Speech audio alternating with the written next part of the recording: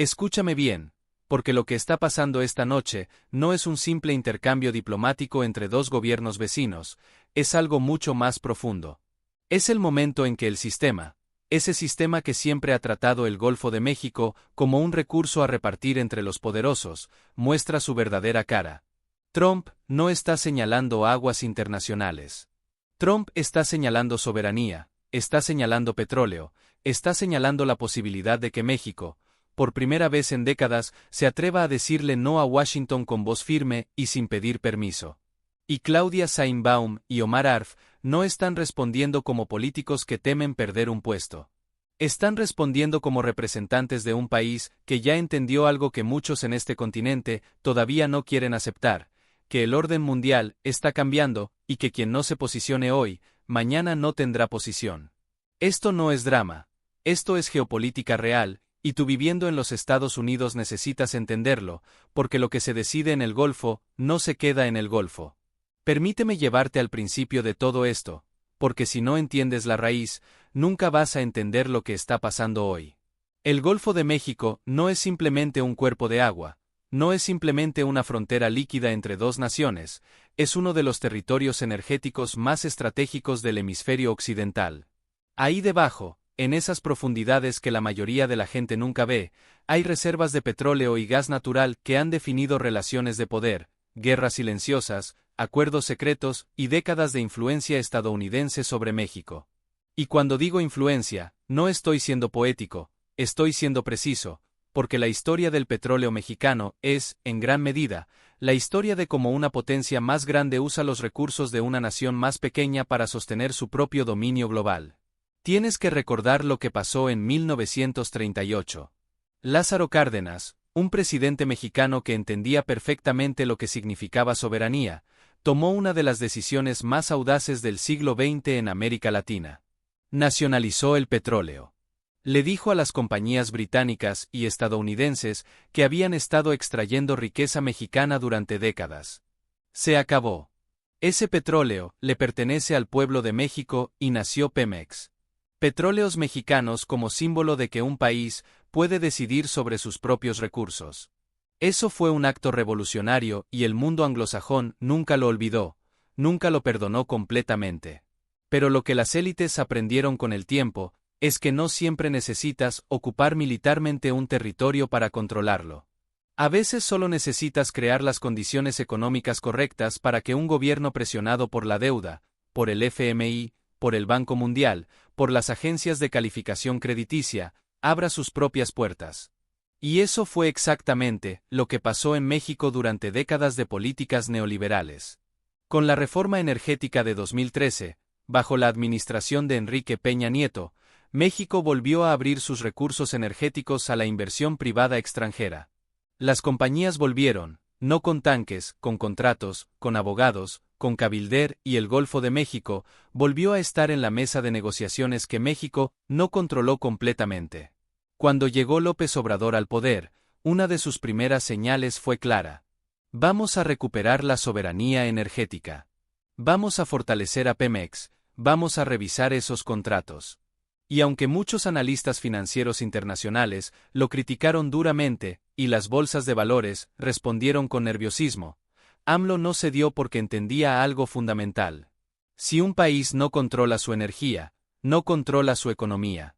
Y si no controla su economía, no controla su política exterior. Eso no es ideología de izquierda, eso es realidad geopolítica básica. Ahora viene Claudia Sheinbaum, y hay algo que la élite política estadounidense no esperaba. Esperaban que fuera más manejable. Esperaban que al ser mujer, al ser científica, al tener un perfil más técnico y menos confrontacional que AMLO, iba a ser más receptiva a las presiones de Washington. Se equivocaron. Sheinbaum ha demostrado desde el primer día de su gobierno que tiene una comprensión muy clara de lo que está en juego. No habla con el mismo estilo incendiario de su predecesor, pero sus políticas dicen exactamente lo mismo. México primero, soberanía primero. Y eso en el contexto del mundo que estamos viviendo hoy, es una posición que genera fricción con Washington. Y luego está Trump, Donald Trump, que regresó a la presidencia de los Estados Unidos con una agenda que no se puede describir simplemente como nacionalista. Es algo más que eso. Es una mezcla de populismo económico, proteccionismo agresivo y una visión del mundo en la que los Estados Unidos tienen derecho casi natural, casi divino, según algunos de sus asesores, a definir las reglas del juego en su zona de influencia. Y esa zona para Trump, y para quienes lo rodean, incluye muy claramente a México, no como un socio, como un territorio de negociación permanente. Cuando Trump empieza a hacer movimientos hacia el Golfo de México, hay que entender que no está improvisando. Nunca está improvisando, aunque parezca que sí.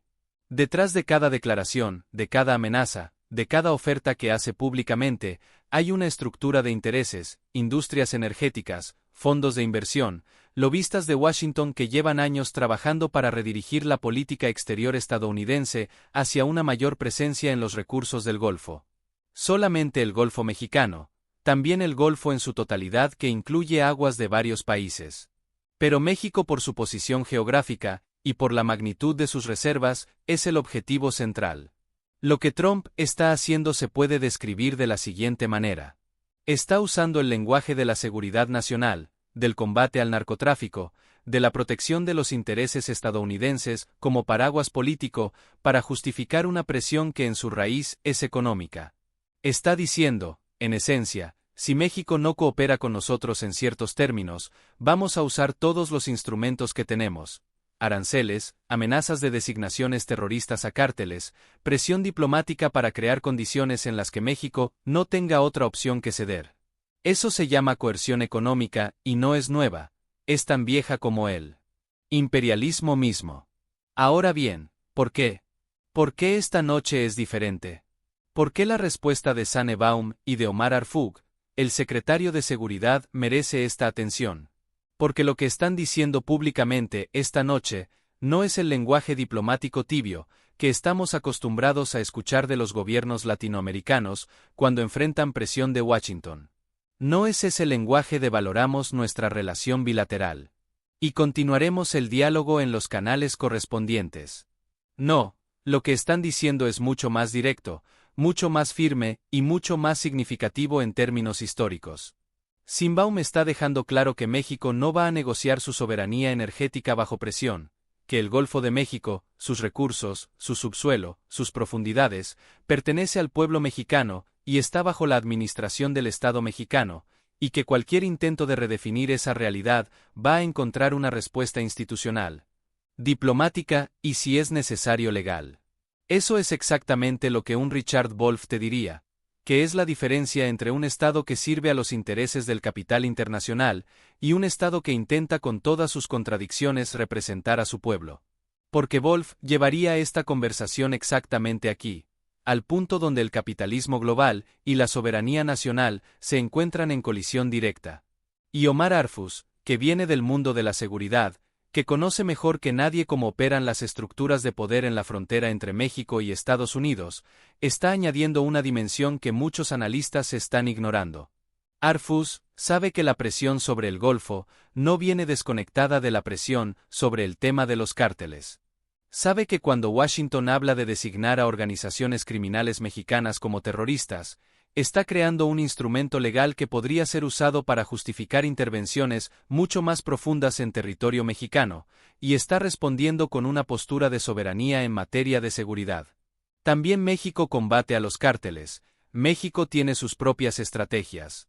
México no necesita ni acepta que Washington decida cómo, cuándo y dónde se opera en suelo mexicano.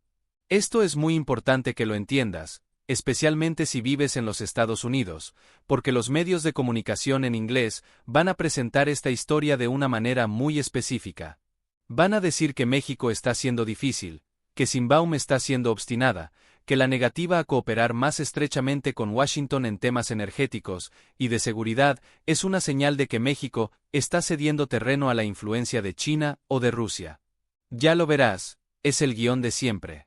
Cualquier país que se niega a seguir las instrucciones de Washington automáticamente se convierte en un actor de mala fe en el tablero geopolítico que los medios estadounidenses presentan.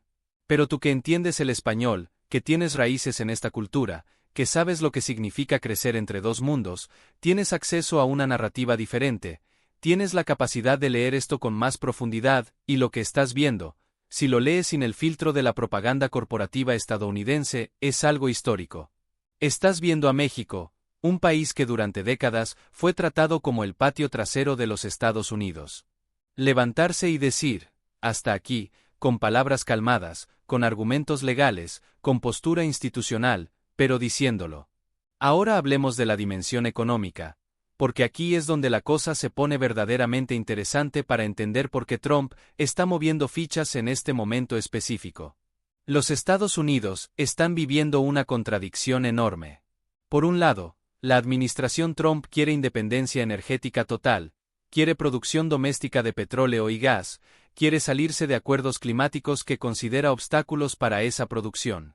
Eso suena coherente en abstracto, pero en la práctica las compañías energéticas estadounidenses, las mismas que financian campañas políticas, las mismas cuyos lobistas circulan por los pasillos del Congreso, quieren acceso a reservas fuera de los Estados Unidos, también quieren el Golfo, quieren los yacimientos profundos de Campeche. Quieren una presencia en la infraestructura energética mexicana que les garantice rentabilidad a largo plazo. Y entonces el mensaje de Trump a México tiene esa doble cara que el capitalismo siempre tiene. Te exijo autonomía, pero te exijo que me abras tus recursos.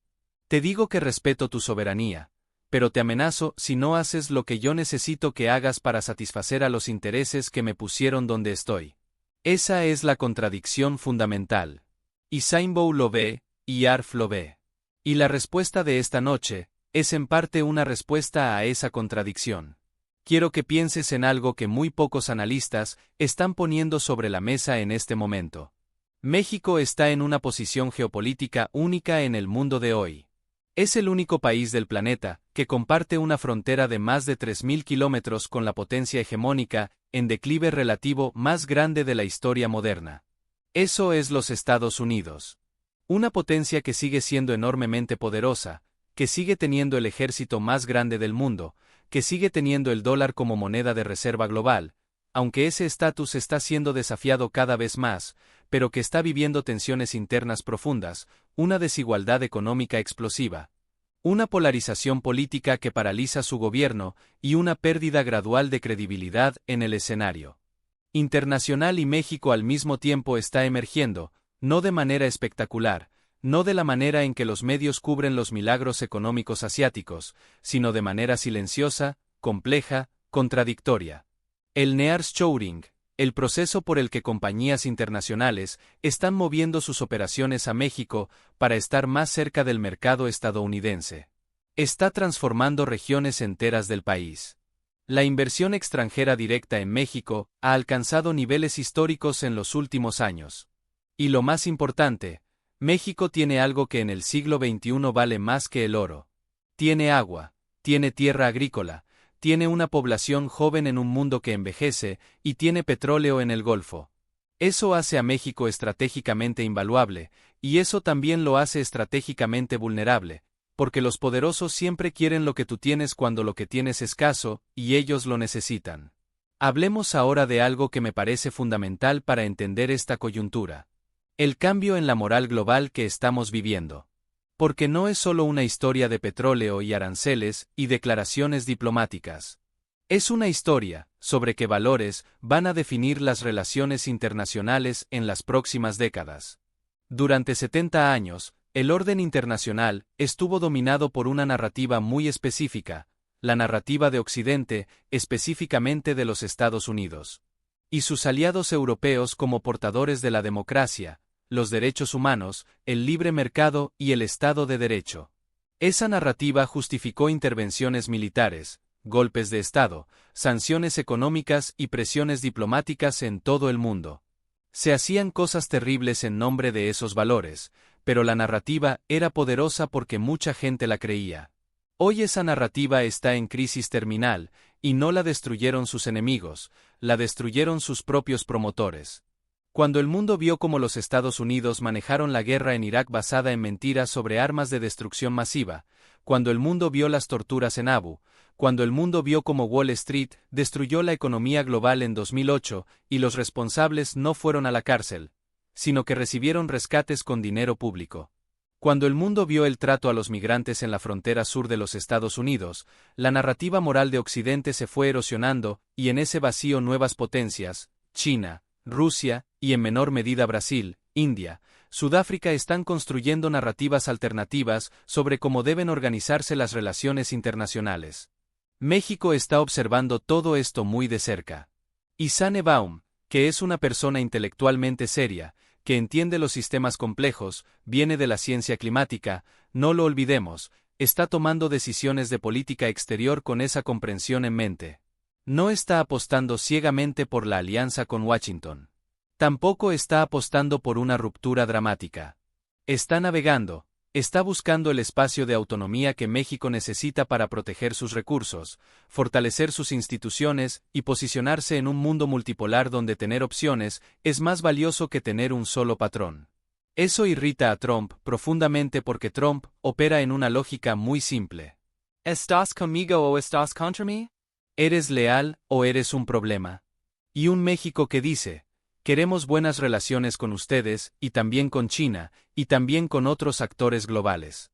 Es un México que desde la óptica de Trump está siendo desleal. Ese es el conflicto en su nivel más básico y más honesto.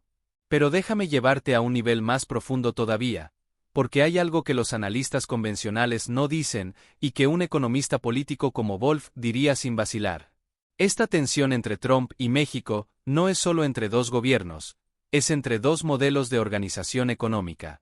Por un lado, el modelo que Trump representa, aunque lo presenta con un lenguaje populista de America First, que en realidad es el modelo del gran capital corporativo estadounidense, buscando maximizar su acceso a recursos y mercados globales. Por otro lado, el modelo que Seinbaum está intentando construir con todas sus imperfecciones y contradicciones, que es un modelo donde el Estado recupera un rol protagónico en la economía, donde los recursos naturales no son simplemente mercancías para el mercado global, sino instrumentos de desarrollo nacional y donde la política social no es un gasto, sino una inversión. Esa diferencia de modelos es la que está en el fondo de cada conversación sobre el Golfo de México, sobre los cárteles, sobre los aranceles, sobre la migración. Cuando Trump amenaza con aranceles, si México no coopera de cierta manera, lo que está diciendo en realidad es, adopta nuestro modelo. Abre tus mercados como nosotros queremos. Sé el México que necesitamos que seas para que nuestro sistema funcione. Y Seinbaum está respondiendo, somos un país soberano con derecho a elegir nuestro propio camino. Ahora seré honesto contigo porque eso es lo que este espacio exige.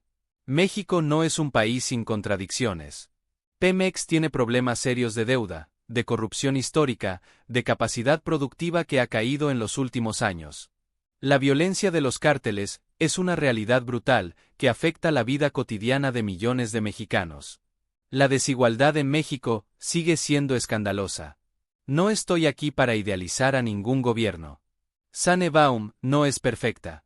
Su administración enfrenta desafíos enormes y Arfus, que viene de una carrera en la seguridad capitalina, tiene su propio bagaje político e institucional que hay que analizar críticamente.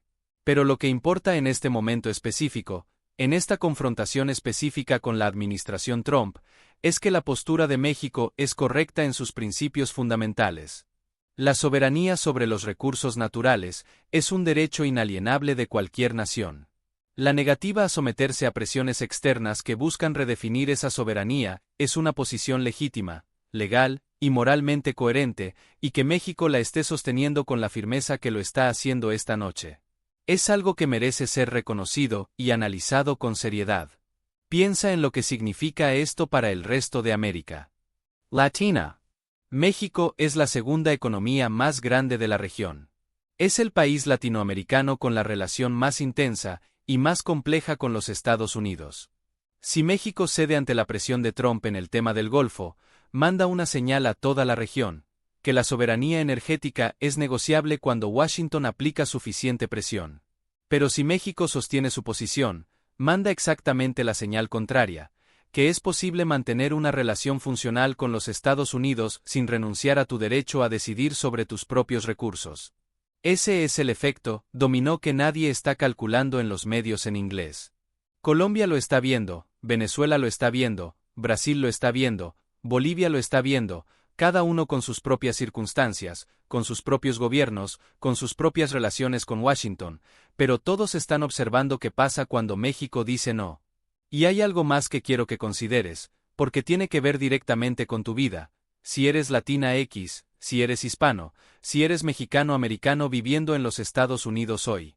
Esta confrontación geopolítica no se queda en el Golfo de México. Tiene consecuencias directas aquí. Cuando Trump usa la política energética como palanca de presión contra México, también está usando a las comunidades hispanas dentro de los Estados Unidos como piezas de ese juego. Las amenazas de deportaciones masivas, las retóricas antiinmigrantes, las políticas que hacen más difícil la vida de millones de personas de origen latinoamericano en este país, todo eso está conectado. Parte de la misma estrategia de presión. Cuando Washington quiere que México ceda en algo, históricamente ha usado las comunidades migrantes como moneda de cambio. Eso es moralmente inaceptable, y es algo que tenemos que nombrar con claridad. Tú que estás viendo esto desde los Estados Unidos, eres parte de esta historia. No eres un espectador, eres un actor, porque tu presencia aquí, tu trabajo aquí, tu vida aquí forma parte del tejido económico y social que conecta a estos dos países de maneras que ningún acuerdo diplomático puede capturar completamente. La diáspora latinoamericana en los Estados Unidos envía más de $60,000 millones al año en remesas a México. Eso es más de lo que México recibe en inversión extranjera directa. Eso es más de lo que el turismo genera. Eso es poder económico real, construido con el trabajo y el sacrificio de personas que viven exactamente en el cruce de estas dos realidades. Y eso significa que lo que pasa en el Golfo de México, lo que deciden Sanebaum y ARF esta noche, lo que amenaza o promete Trump, tiene resonancias que se sienten en los vecindarios de Los Ángeles, en las comunidades de Chicago, en las colonias de Houston, en los barrios de Nueva York, donde millones de personas de origen latinoamericano construyen su vida todos los días. Entonces, ¿qué viene después? ¿Qué podemos esperar que pase en las próximas semanas y meses si México sostiene esta posición de firmeza ante Trump? Lo más probable es que veamos una escalada de la presión estadounidense, no necesariamente militar. Eso sería un escenario extremo que nadie en Washington está considerando seriamente, porque las consecuencias serían catastróficas para ambos países, pero sí económica. Veremos más amenazas de aranceles, veremos presiones sobre el sistema financiero mexicano, veremos intentos de usar el TMEC, el tratado comercial entre los tres países de América del Norte como instrumento de coerción. Veremos intentos de internacionalizar el tema de los cárteles para justificar una mayor presencia de agencias estadounidenses en México. Veremos cómo México responde a esas presiones, porque la prueba no es lo que se dice, sino cómo actúa cuando los costos aparecen, los mercados reaccionan y los empresarios con vínculos al capital estadounidense presionan desde adentro. Esa es la presión real, la que todo gobierno progresista ha enfrentado. Un capital que no solo viene de fuera, sino que opera dentro a través de grupos empresariales, cámaras y medios con intereses a veces en conflicto. Y cuando ese choque ocurre, puede ser tan desestabilizador como cualquier fuerza externa. Sanebaum lo sabe, y por eso su respuesta no es solo hacia Trump, sino también hacia adentro. Una señal de claridad, y de que no será fácilmente desplazada por presiones internas ni externas. Lo que vivimos es el inicio de una reconfiguración profunda del orden mundial. Las reglas de la posguerra, Bretton Woods, FMI, Banco Mundial, hegemonía del dólar, OTAN, están bajo presión. No desaparecerán mañana, pero ya no funcionarán igual. El mundo se vuelve multipolar, China construye alternativas, y el sur global busca autonomía. Y en ese proceso, cada movimiento importa. Lo que México hace y dice esta noche es parte de eso. Un país mediano marcando límites a la mayor potencia, no con retórica ni ideología, sino con argumentos legales, postura institucional y la calma de quien tiene razón. Eso es lo que está pasando, y por eso exige un análisis serio y sin filtros. Información real para entender la complejidad del mundo.